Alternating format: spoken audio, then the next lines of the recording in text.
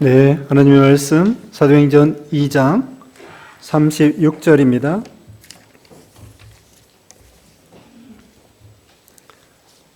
사도행전 2장 36절 말씀. 그런즉 이스라엘 온 집은 확실히 알지니 너희가 십자가에 못 박은 이 예수를 하나님이 주와 그리스도가 되게 하셨느니라 하니라. 그들이 이 말을 듣고 마음에 찔려 베드로와 다른 사도들에게 물어 이르되 형제들아 우리가 어찌할꼬 하거늘 베드로가 이르되 너희가 회개하여 각각 예수 그리스도의 이름으로 세례를 받고 죄 사함을 받으라. 그리하면 성령의 선물을 받으리니 이 약속은 너희와 너희 자녀와 모든 먼데 사람 곧 주 우리 하나님이 얼마든지 부르시는 자들에게 하신 것이라 하고 또 여러 말로 확증하며 권하여 이르되 너희가 이 패역한 세대에서 구원을 받으라 하니 그 말을 받은 사람들은 세례를 받음에 이날에 신도의 수가 3,000이나 더하더라. 그들이 사도의 가르침을 받아 서로 교제하고 떡을 떼며 오로지 기도하기를 힘쓰니라. 아멘. 오늘 본문은 사도행전 2장 36절로 42절입니다. 제목은 우리가 무엇을 해야 합니까? 여기 오늘 본문에 우리가 무엇을 해야 합니까? 이 말이 어디에 나오는가 하면요 37절에 나옵니다. 37절에 그들이 이 말을 듣고 마음에 찔려 베드로와 다른 사도들에게 물어 이르되 형제들아 우리가 어찌할꼬 하거늘, 거기 우리가 어찌할꼬 이 말이 무엇을 해야 합니까? 바른 성경에는 우리가 무엇을 해야 합니까? 라고 말하고 있습니다. 오늘 본문을 통하여 우리가 무엇을 해야 할까요? 여기 사도행전 2장은 2장 1절에 의하면은 그 오순절 성령이 강림하는 내용이 나와 있습니다. 그리고 사도행전 1장은 예수님께서 승천하신 내용이 나와 있는데요. 사도행전 1장 4절에 보면은 하나님의 약속하신 것을 기다리라고 하면서 예루살렘을 떠나지 말라고 하였습니다. 하나님의 약속하신 성령이 임하시면 이제 1장 8절에 예수님께서 마지막으로 하신 유언의 말씀이 1장 8절에 나옵니다. 유명한 말씀.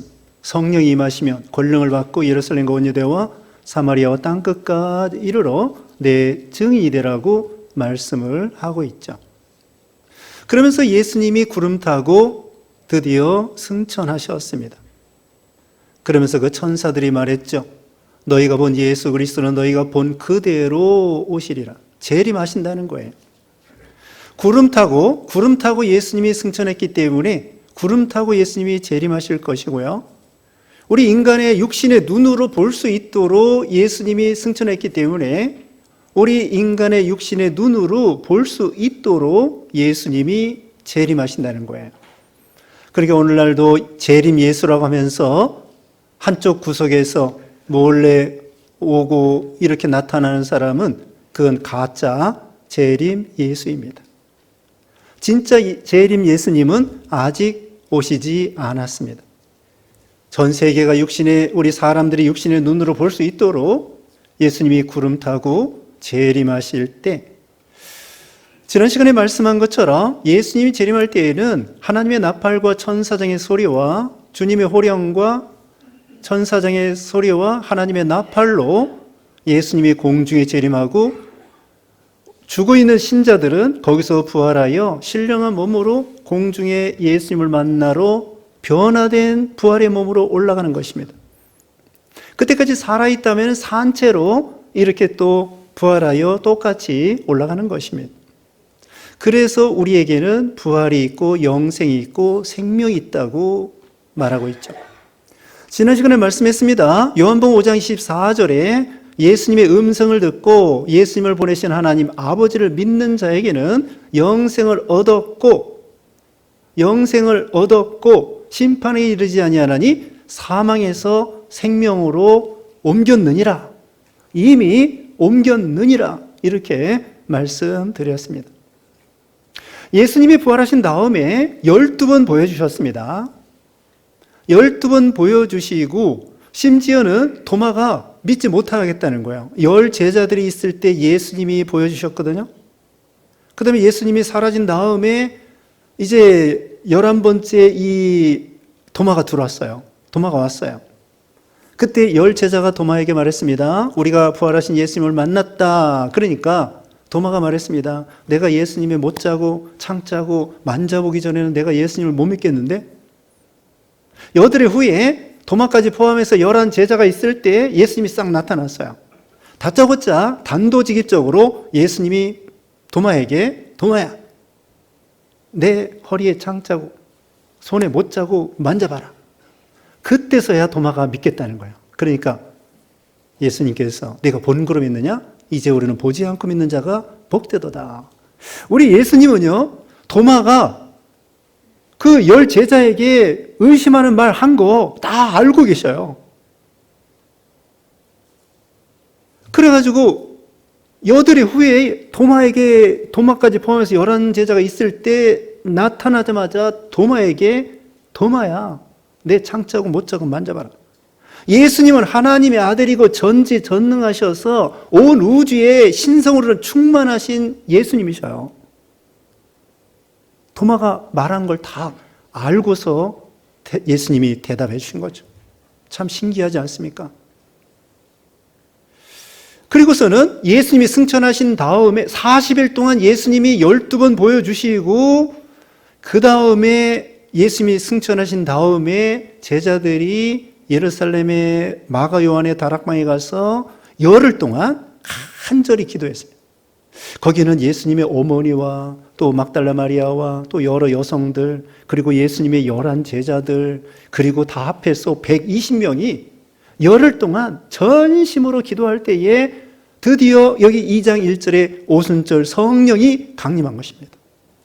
그러니까 예수님이 40일 동안 계시고 그 다음에 열흘, 그럼 합하면 얼마예요? 50일이란 말입니다. 예수님이 부활하신 다음에 40일, 그 다음에 승천하신 다음에 간절히 기도해서 열흘 합하면은 50일. 50일을 오순이라고 그래요. 순이라는 것은 열이라는 뜻입니다. 오순, 50. 6월절 다음부터 50일 되는 날이 오순절이고 그때 보혜사 성령이 임하신 거예요. 그래서 예수님의 제자들이 성령 충만하고 오늘 본문에는 베드로가 설교를 하는 것입니다. 베드로가요, 오늘 본문에 성령 충만하게 예수님을 증거하고 있어요. 그런데 베드로가 50일 전에는 예수님 십자가 죽으실 때 어땠습니까? 베드로가 예수님을 3번 부인하고 도망간 사람이에요. 비겁하게. 3년 동안 예수님을 따라다녔는데 죽을까 봐 두려워서 예수님을 3번이나 부인하고 십자가 질 때 멀찍이 그냥 도망가서 두려워서, 그런 분이 온절 성령이 강림하고 그 이전에 부활하신 예수님을 여러 번 만나보고 부활하신 예수님을 만나보고 그 다음에 오순절 성령이 강림하고 성령 충만하여 예수님을 담대하게 증거하는 증인이 된 거예요. 예수님께서 마지막으로 유언이 1장 8절에 뭐라고 했습니까? 땅끝까지 이르러 내 증인이 되리라 한 것처럼 베드로가 담대하게 복음을 전하면서 예수님의 증인을 역할을 하는데, 여기 4장에 보면은요, 사내들인 공회, 예수님을 고소했던 이 대제사장, 바리새인, 서기관, 그 장로들, 이런 사람들이 예수님을 고발하고 죽이도록 재판한 사람들이거든요. 빌라도에 고발한 사람들이에요. 최고 종교가들. 이 사람들이 베드로를 잡았습니다. 잡았는데 예수님 전하지 말라는 거예요. 그때 베드로가 말했습니다. 우리는 보고 들은 것을 말하지 않을 수 없다. 너희 말 듣는 것이 하나님 말씀 듣는 것보다 옳은가 판단하라. 우리는 보고 들은 것을 말하지 않을 수 없다면서, 전에는 그 앞에서 벌벌 떨던 베드로가 부활하신 예수를 만나보고 오순절 성령 강림해서 성령 충만하고 그 다음에 복음을 전할 때에는 두려움 없이 그 제사장들 앞에서 담대하게 복음을 전하고 예수님을 전하는 베드로가 된 거예요. 여기 베드로가 첫 번째 설교하는데요, 중심 내용은 무엇이냐? 예수님에 대한 것인데요. 23절 봅니다. 23절에 그가 하나님께서 정하신 뜻과 미리 아신 대로 내준 바 되었거늘 너희가 법 없는 자들의 손을 빌려 못 박아 죽였으나 24절 하나님께서 그를 사망의 고통에서 풀어 살리셨으니 이는 그가 사망에 매여 있을 수 없었음이라. 여러분 23절과 24절에 뭐가 있죠? 23절에는 예수님의 십자가가 있습니다. 24절에는 무엇이 있습니까? 예수님이 부활하셨다는 거예요. 그러면서 베드로가 말하기를 구약 성경의 다윗 때에 시편 16편에 보면은 다윗이 1000년 전에 예수님에 대해서 예언하기를 예수님이 썩음을 당치 않을 것이다. 거기 27절 봅니다. 27절에 이는 내 영혼을 음부에 버리지 아니하시며 주의 거룩한 자로 썩음을 당하지 않게 하실 것이미로다. 주의 거룩한 자로 썩음을 당치 않을 거라고 다윗이 예수님 오시기 전에 1000년 전에 예언한 말씀이 이대로 이루어진 것이다 라고 베드로가 설교하는 거예요. 예수님은 바로 구약 성경대로 죽으셨다가 구약 성경대로 살아나셨느니라. 베드로가 이렇게 예수님에 대해서 설교하는 것입니다. 예수님의 부활에 대해서. 참 베드로가 갈릴리 바다에 어부 노릇했는데요. 성령 충만할 뿐더러 3년 동안 제일 좋은 선생님 예수님한테 배워가지고 와 이거 참 갈릴리 바다에 어부 불황 무식한 사람인데 예수님을 통해 3년 동안 배운 다음에 지혜가 충만하고 믿음이 충만하고 여기서 성령 충만해서 설교하는 거 보면 뭐 얼마나 이 복음에 대해서 복음의 핵심이 뭐예요? 예수님의 십자가와 예수님의 부활하심이에요. 우리를 위해서 예수님이 십자가에 죽으셨다는 거. 그리고 하나님이 예수님을 살릴 수밖에 없었다는 거. 우리는 예수님의 부활의 증인이라는 거. 담대하게 복음을 전하고 있습니다. 그래서 이제 오늘 본문에 보면은 이 사람들이 다 놀라는 것입니다. 36절에 그런즉 이스라엘 온 집은 확실히 알지니 확실히 알아 너희가 십자가에 못 박은 이 예수를 하나님이 주와 그리스도가 되게 하셨느니라.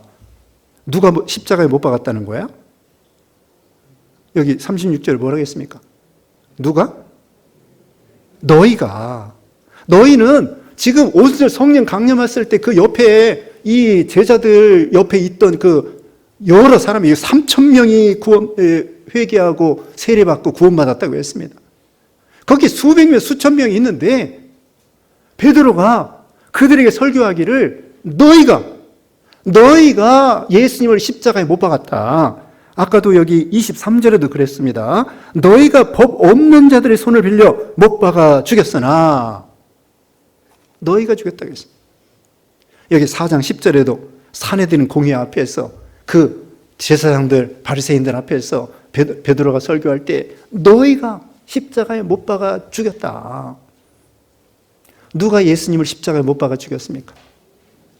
빌라도가 재판을 삐뚤어 해가지고 또 그 다음에 로마 군병들이 실제로 대못을 가지고 예수님 십자가에 못 박고 그 다음에 지금 말씀한 대로 대제사장이나 사내들은 공의회 그 최고의 종교가들이 예수님을 고발하고 빌라도에게 그리고 군중들은 또 예수님을 죽여라 하면서 막 제사장들의 선동을 받아가지고 예수님을 죽여라 하면서 막 이 사람들이 예수님을 십자가에 못 박은 거예요. 그럼 우리는 상관없을까요? 예수님 십자가 죽으신 거 우리는 상관없을까요? 여기서는 우리가 예수님을 십자가에 못 박은 장본인이라는 거예요. 왜 그러냐? 우리가 죄가 없다고 그러면은 예수님이 오실 필요도 없고요. 예수님이 십자가에 죽을 필요도 없습니다. 아담의 죄에 우리가 유전죄에 또 우리가 이 세상 태어나서 지은 죄에 우리의 억만 죄악이 우리가 죄인이고 범죄했기 때문에 예수님이 오셔야 되는 거고요. 예수님이 십자가에 죽으셔야 되는 거고요. 또 예수님이 살아나셔야 되는 거고요. 결국은 우리가 죄가 없다면 예수님이 오실 필요도 없고 십자가에 죽으실 필요도 없어요. 그러니까 결국은 뭡니까? 우리 죄 때문에 예수님이 죽으신 거고요. 예수님을 십자가에 못 박은 사람은 다름 아니라 바로 우리라는 거예요. 너희라는 거예요. 우리 각자가 내가 예수님을 십자가에 못 박은 장본인이라는 거예요. 그리고 만약에 예수님의 십자가가 나하고 상관이 없다. 나는 죄가 없다. 나는 예수님의 십자가가 필요 없다. 그러면은 그 사람은 구원을 받을 수가 없는 것입니다. 왜? 죄를 해결할 수 없기 때문에, 사망을 해결할 수 없기 때문에. 예수님의 십자가가 내 십자가가 돼야만이 우리가 부활이 있고 영생이 있고 구원이 있고 생명이 있는 거예요.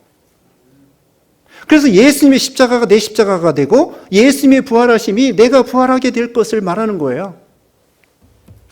여기 로마서 6장 5절에 이렇게 말했습니다.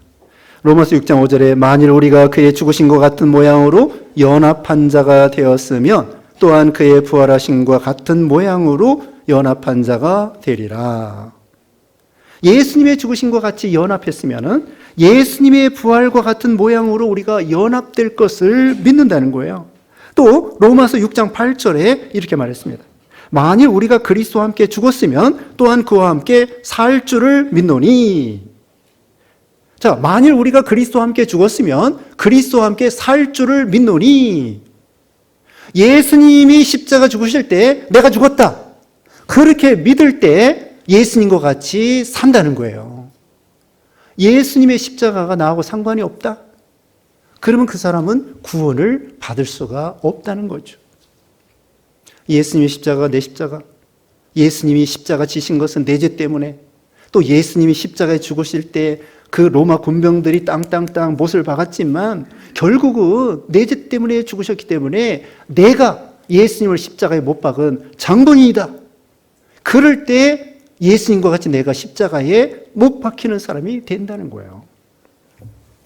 또 있습니다. 고린도후서 4장 10절 말씀에, 고린도후서 4장 10절에 우리가 항상 예수의 죽음을 몸에 짊어지면 예수의 생명이 또한 우리 몸에 나타나게 하려 함이라. 항상 예수의 죽음을 우리 몸에 짊어지는 거예요. 이건 뭐냐? 그래야 예수님의 생명이 우리에게 나타난다. 예수 죽인 그 책임을 우리가 날마다 지고 갈 때 그 예수님의 생명이 우리에게 역사한다는 것입니다. 그러니까 예수 죽인 책임을 내가 져야 돼. 우리가 져야 돼. 내 죄 때문에 예수님이 죽으셨기 때문에. 예수님이 나 때문에 죽으셨다. 내 죄 때문에 죽으셨다. 로마 군병들이나 물론 그 사람들 때문에 로마 군병, 빌라도, 대제사장, 또 군중들 그 사람들이 예수님을 십자가에 못 박았지만 결국은 내가 예수님을 그 순간에 땅땅땅 못 박은 사람이다. 이 십자가는요, 저주의 십자가입니다. 우리 죄를 짊어지고 예수님이 죽으신 거예요. 대속이죠. 그런데 이 저주의 십자가는 한편으로는 하나님의 무한한 사랑을 보여주는 거예요. 우리가 죄 때문에 멸망받을 수밖에 없는 우리 죄인들인데 하나님의 사랑하는 독생자 예수님을 이 땅에 보내주셨다는 거예요. 그리고 우리가 죽어야 될 대신에 예수님이 죽으셨다는 거예요. 하나님은 버릴 수 없는 예수님을 버리신 거고요. 우리가 고난주간에 말씀드렸습니다. 시편 22편 1절에 엘리 엘리 라마 사박다니 하나님이 어찌하여 나를 버리시나이까. 하나님께서 버릴 수 없는 독생자를 버리시기까지 우리 예수님은 생명의 근원이신데 목숨을 버려 생명을 잃어버리기까지 우리를 사랑하신 그 사랑을 십자가상에서 보여주는 거예요. 하나님 앞에서는 하나님께서는 저주의 십자가를 예수님이 지신 거지만 우리 입장에서는 하나님의 무한한 사랑을 우리 인간을 그만큼 사랑해서 대신해서 죽으시기까지 우리를 사랑해 주셨다는 거예요. 그러니까 정말 우리가 예수 믿는 사람이 되어야 되겠죠. 정말 예수 믿는 사람은 무엇이냐? 예수님의 십자가가 나 때문에 예수님 죽으셨다. 그게 믿어져야 돼요. 물론 성령의 은혜입니다. 성령의 은혜인데 여기 보면 하나님이 성령의 은혜로 3,000명이 회개하고 예수님 믿어요. 회개도 하나님의 은혜입니다. 회개도 하나님의 은혜예요. 여기 이제 바로 이어서 보면은요, 베드로가 이렇게 설교할 때에 바로 예수님을 너희가 십자가에 못 박았다. 그런데 하나님께서 예수님을 주님과 그리스도가 되게 하셨느니라. 우리의 구주가 되게 하여 주셨다 그랬습니다. 37절에 그들이 이 말을 듣고 마음에 찔려 베드로와 다른 사도들에게 물어 이르되 형제들아 우리가 어찌할꼬 하거늘. 그들이 이 베드로의 설교를 들을 때 마음에 찔리게 됐습니다. 이것은 아주 그 고통적으로 예수님이 창에 찔리는 것처럼, 우리가 창으로 우리 심령을 찌르는 것처럼 양심의 가책을 받아가지고 어찌할꼬 하는 것입니다. 그러면서 회개하게 되는 것입니다. 여기 7장에 보면은요, 7장에 거기 54절에 보면은 스데반이 똑같이 설교를 합니다. 근데 그때의 그 군중들은요, 여기 군중들은 어찌할꼬 하면서 마음에 찔리면서 회개했는데, 거기는 마음에 찔리면서도 7장 54절에 보면은 마음에 찔려 이를 갈고서는 스데반 집사를 돌로 쳐 죽이는 것입니다. 그렇게 성령 충만하게 스데반 집사가 설교하고, 그런데도 불구하고 여기 이 사람들은 마음이 뜨거워서 어찌할꼬 하는데, 거기 7장 54절에는 마음에 찔리면서도 이를 갈아요. 오히려 이를 갈아. 이를 갈면서 돌을 쳐서 돌로 스데반 집사를 죽여버리는 거예요. 얼마나 사람이 완악하면. 두 가지입니다. 마음이 완악해서 이를 갈고, 똑같은 설교를 들으면서도, 베드로의 설교를 듣고, 다 성령 충만한 설교예요. 스데반 집사도 성령 충만한 설교예요. 순교 당하면서까지 설교한 그 스데반 집사인데도 사람들이 완악해서 오히려 마음에 찔리면서도 회개할 생각 안 하고 이를 갈고 스데반 집사를 죽이는 거예요. 여기 오늘 본문에 나온 이 사람들은 회개하고 3,000명이 회개하게 됐는데요. 마음에 찔리면서 이제 우리가 무엇을 해야 하겠습니까?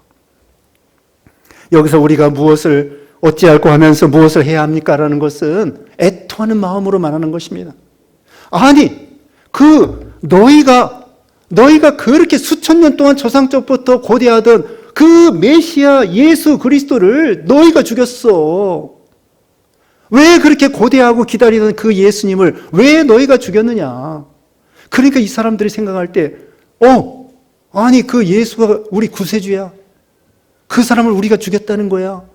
이거 있을 수가 없는 일인데, 우리가 그렇게 고대하고 기다리던 그 메시아를 우리가 죽이다니, 이건 도대체 있을 수가 없는 일이구나. 그러면서 가슴을 치면서 어찌할꼬 하면서 무엇을 해야 합니까? 이렇게 애통하는 마음을 갖는 것입니다. 그렇게 기다리던 예수님, 그렇게 소중하게 생각하던 그 그리스도를 우리가 알지 못하고 예수님을 죽이다니. 그러면서 여기 어찌할꼬 하는 것은 애통하는 마음을 가지고, 회개하는 마음을 가지고 나가는 것이죠. 그리고서는 우리가 무엇을 해야 합니까? 라는 것은 이제 베드로가 지시하는 대로 따르겠다는 거예요. 회개하라면 회개하고, 이제 바로 이어서 회개하라고 합니다. 회개하라면 회개하고, 죽으라면 죽고, 살라면 살고, 순종하라면 순종하고, 말씀 따라가라면 따라가고, 무엇을 시키는지 처분대로 하겠습니다. 이것이 진정한 회개입니다. 무엇을 해야 합니까?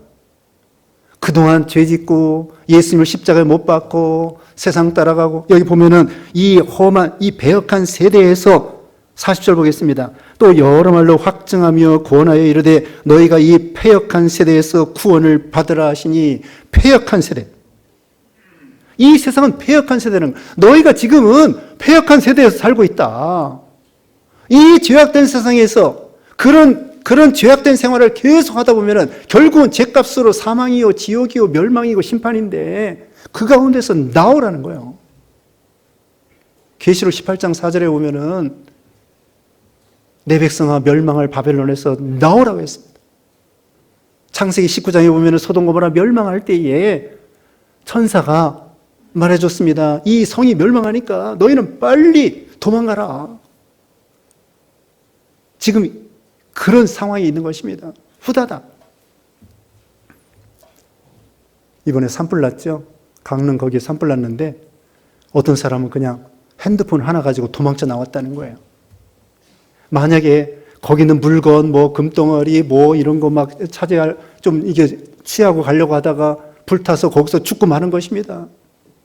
어떻게든지 그 보물 가지고 있다가 죽으면 무슨 소용이 있어요? 자기 목숨이라도 빨리 살아야지. 그래서 핸드폰 가지고 그냥 그거 손에 있는 거 가지고 그냥 후다닥 뛰어나와가지고 살았다는 거예요.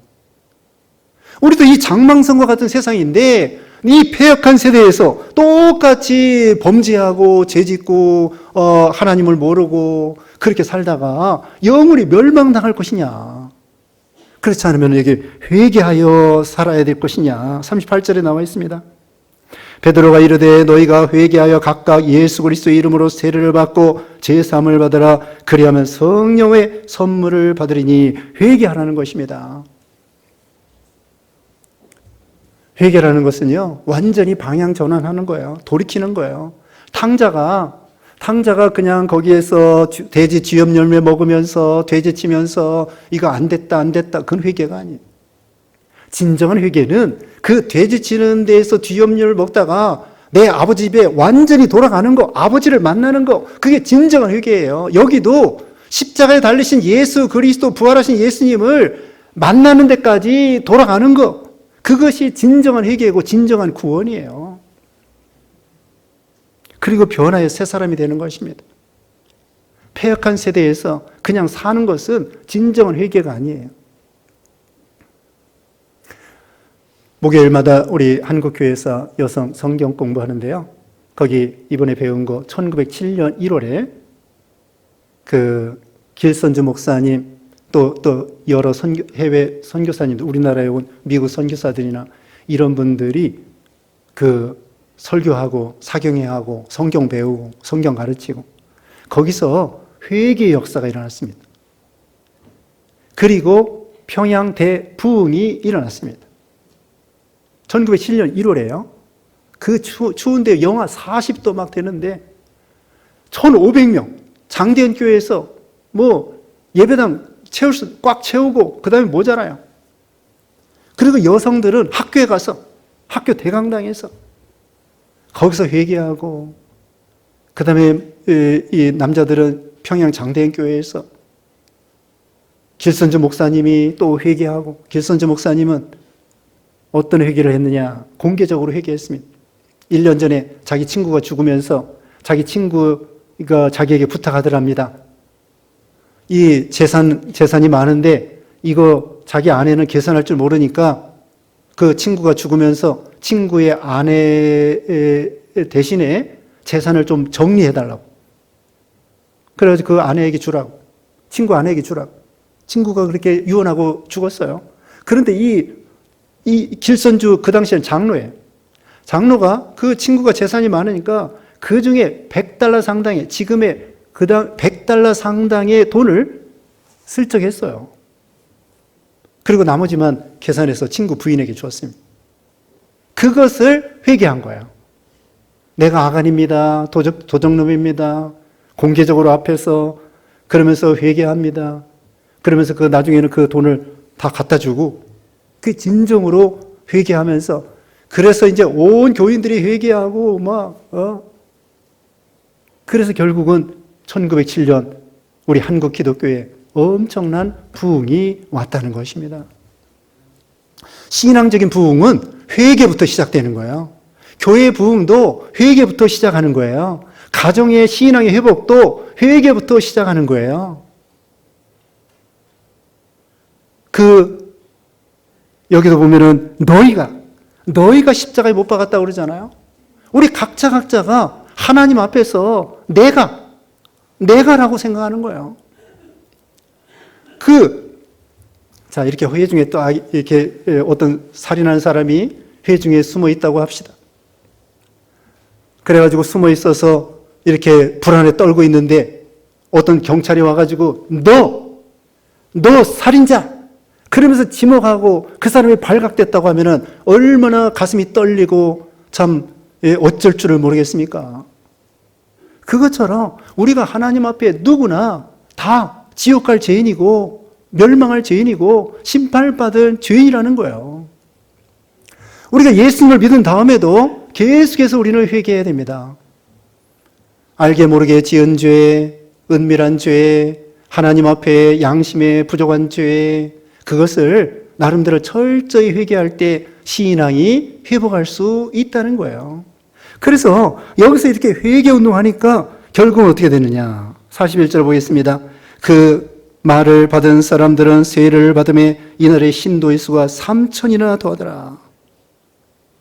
42절에 그들이 사도의 가르침을 받아 서로 교제하고 떡을 떼며 오로지 기도하기를 힘쓰니라. 은혜 충만한 거예요. 여러분, 아까도 말했습니다. 회개할 수 있는 것은 여기 3,000명이 회개할 수 있고 한 사람이 회개하는 것도 하나님의 은혜로 되는 것입니다. 하나님의 은혜로 예수 믿는 거고요. 구체적으로 말하면 성령의 은혜로 예수 믿는 거고요. 성령의 은혜로 회개하는 거고요. 성령의 은혜로 죄를 끊을 수 있는 거고요. 성령의 은혜로 하나님의 말씀을 순종하게 되는 거고요. 성령의 은혜로 우리가 좀 더 거룩하게 되는 것입니다. 모든 게 하나님의 은혜예요. 다시 말씀드립니다. 성령의 은혜로 예수 믿고 성령의 은혜로 죄를 회개하고 성령의 은혜로 죄를 끊어버리고 성령의 은혜로 말씀을 순종할 수 있는 힘을 주시는 거예요. 이게 내 힘으로 되는 게 아닙니다. 내 힘으로 죄를 끊어버릴 수 없습니다. 요새 마약 때문에 엄청난 사회에 이 무리를 있지 않습니까? 학생들에게도 막 이 마약이 전파된대요. 이거 잘못하면 나라 망합니다. 빨리 이걸 잡아야지. 그것처럼 우리가 마약을 끊기 어려운 것처럼 죄를 끊는 것도 하나님의 은혜, 순종하는 것도 하나님의 은혜, 예수님을 닮아가는 것도 하나님의 은혜, 모든 것이 하나님의 은혜예요. 예수님이 믿어지는 것도 하나님의 은혜. 여러분, 혹시 이 중에서 예수님이 십자가가 내 십자가가 아니고 믿어지지 않을 것 같으면 어떻게 해야 되겠습니까? 회개하라고 그랬죠. 그것도 하나님의 은혜라고 그랬죠.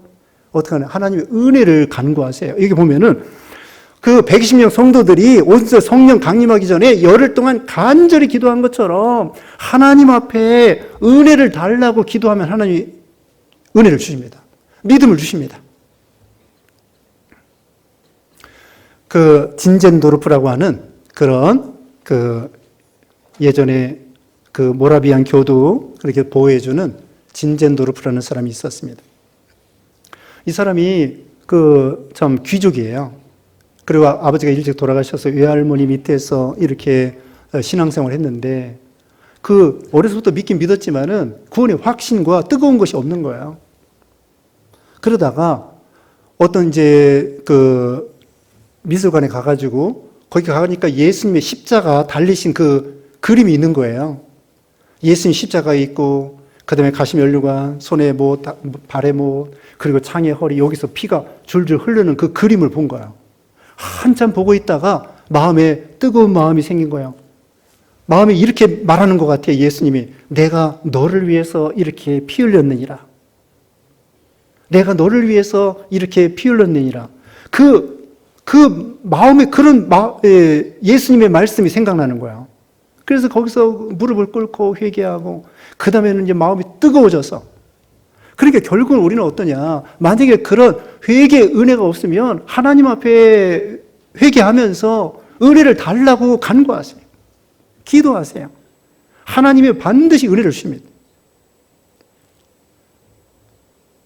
그래서 결국은 여기 이제 제대로 신앙생활을 하게 되었습니다. 회개하고 또 사도의 가르침을 받고 교제하고 떡을 떼며 오로지 기도에 힘쓰니라. 이 초대교회가 이렇게 하나님의 생명의 역사가 일어나게 된 것이죠. 우리도 우리 자신이 십자가에 예수님을 못 박은 장본이라고 생각하고 우리가 어찌할꼬 하는 그런 신앙이 되어야 되겠습니다. 기도하겠습니다. 거룩하신 하나님 감사합니다. 멸망받을 우리 죄인들 하나님이 사랑하여 주셔서 독생자 예수님을 보내주시고 예수님을 십자가에 못 박혀서 죽게 하시고 3일 만에 살아나심으로 우리에게 부활의 소망과 영생을 주심을 감사합니다. 이제 예수님이 십자가에 죽으신 것, 내 죄 때문에 죽으신 걸 기억하고 내가 예수님을 십자가에 못 박은 장본인 줄 기억하고 주님의 은혜에 감사해서 은혜를 간구하고 또 회개하며 말씀을 순종하며 그래서 하나님과 늘 동행하고 성령 충만한 우리 신앙 되게 해주셨기를 원하옵고 예수님의 이름으로 기도드리옵나이다. 아멘.